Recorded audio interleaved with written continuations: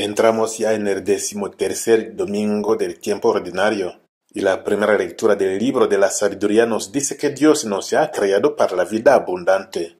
Se nos dice también que Dios no creó la muerte. La muerte entró en el mundo por envidia del diablo, por envidia del mal. Por lo tanto, es el maligno el que ha permitido la entrada del mal en el corazón humano. Hoy conozcamos que la muerte no es solamente biológica, orgánica o material. Hay muerte espiritual, muerte emocional, hay muerte afectiva, hay muerte moral en nuestro corazón.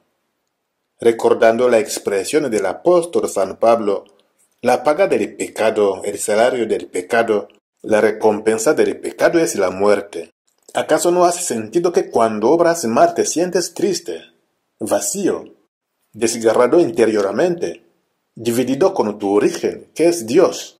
¿Acaso no te apartas de tu familia? ¿Acaso no te encegueces con tus puntos de vista?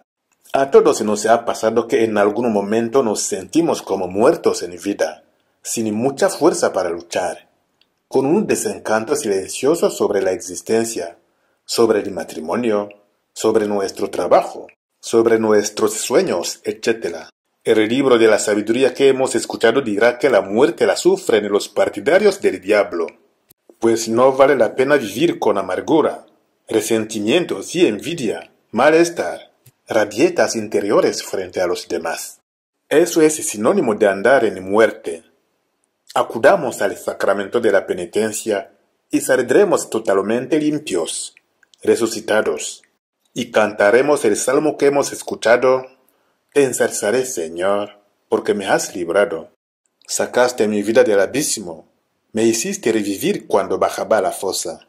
En el Evangelio Jesús sana y levanta no solamente de su enfermedad a la hemorroísa, sino a la hija de Jairo, el jefe de la sinagoga judía, después aparentemente de haber fallecido.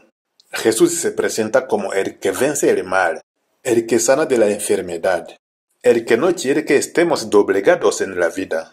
Y a esa expresión Talita Cumi, levántate, hoy la tenemos que repetir con fuerza en nuestro corazón y decirnos: levántate de los desánimos y de la incapacidad para luchar frente a las adversidades de tu diario vivir.